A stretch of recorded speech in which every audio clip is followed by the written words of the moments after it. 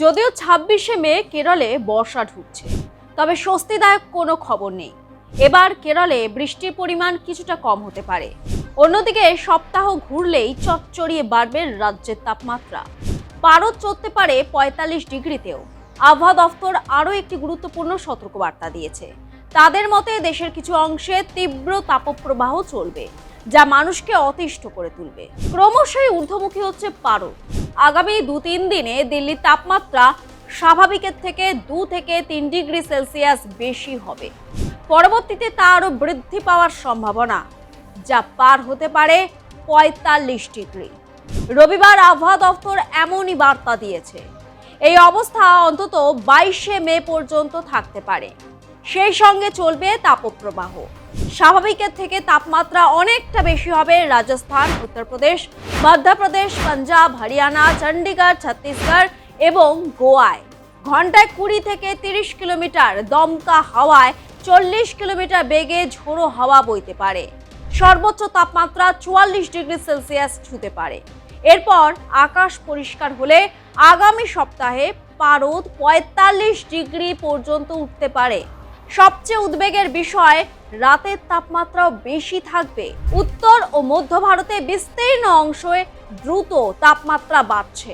পশ্চিম হিমালয় সংলগ্ন এলাকাগুলিতেও ৩ থেকে ৪ degree Celsius তাপমাত্রা বাড়ার সম্ভাবনা রয়েছে।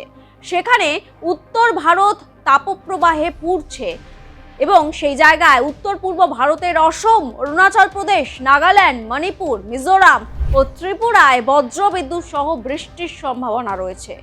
একই সঙ্গে কেরল, তামিলনাড়ু এবং অন্ধ্রপ্রদেশের কিছু অংশেও বজ্রবিদ্যুৎ সহ ঘন্টায় ৪০ থেকে ৫০ কিলোমিটার বেগে ঝোড়ো হাওয়া এবং মাঝারি বৃষ্টির পূর্বাভাস দিয়েছে আইএমডি।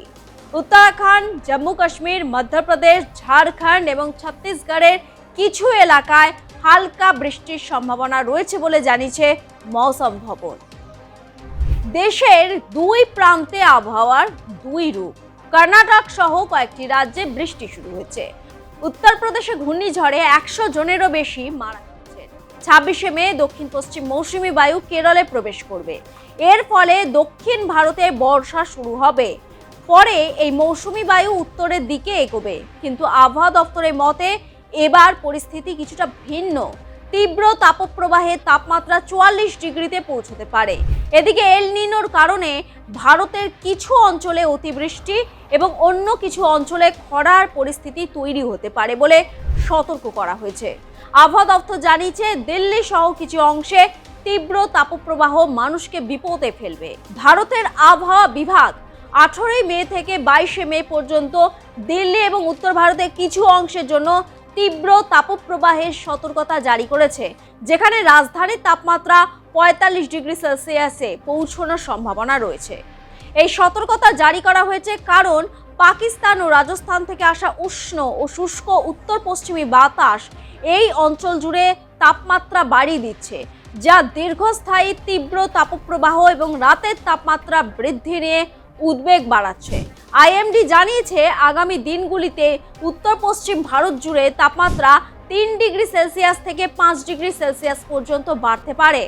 ঘন্টায় ২০ থেকে ৩০ কিলোমিটার বেগে প্রবল বাতাস এবং দমকা হাওয়ার গতিবেগ ঘন্টায় ৪০ কিলোমিটার পর্যন্ত পৌঁছানোর সম্ভাবনাও রয়েছে।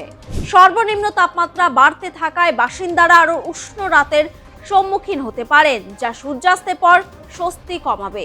আবহাওয়াবিদরা জানিয়েছেন তাপপ্রবাহের পরিস্থিতি মঙ্গলবার পর্যন্ত অব্যাহত থাকার সম্ভাবনা রয়েছে এবং দিন ও রাত উভয় সময়ে শক্তিশালী পশ্চিমা বাতাস বইবে বলে আশা করা হচ্ছে। সূত্রের খবর, আঞ্চলিক বায়ু প্রবাহের ধরনে বড় ধরনের পরিবর্তনের কারণে উত্তর ভারত জুড়ে তাপমাত্রা বাড়ছে।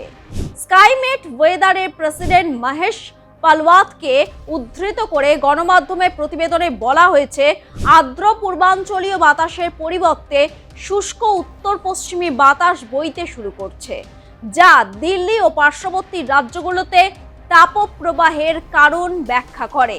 এদিকে আইএমডি সতর্ক করেছে যে দীর্ঘ সময় ধরে চরম তাপমাত্রার সংস্পর্শে থাকলে জলশূন্যতা, অবসাদ এবং অন্যান্য তাপজনিত অসুস্থতা দেখা দিতে পারে।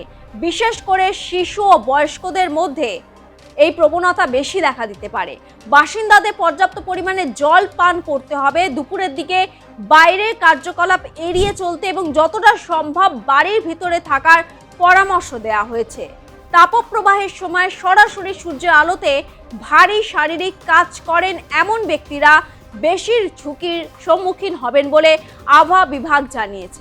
আইএমডি সতর্ক করেছে যে দীর্ঘ সময় ধরে চরম তাপমাত্রার সংস্পর্শে থাকলে জলশূন্যতা, অবসাদ এবং অন্যান্য তাপজনিত অসুস্থতা দেখা দিতে পারে।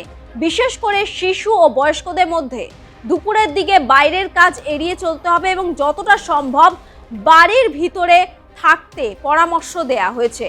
এক কথায় এই তীব্র দাবদাহ থেকে সুরক্ষিত থাকতে যথাসম্ভব দুপুর 12টা থেকে বিকেল 4টে পর্যন্ত সরাসরি রোদে না যাওয়ার পরামর্শ দেয়া হচ্ছে।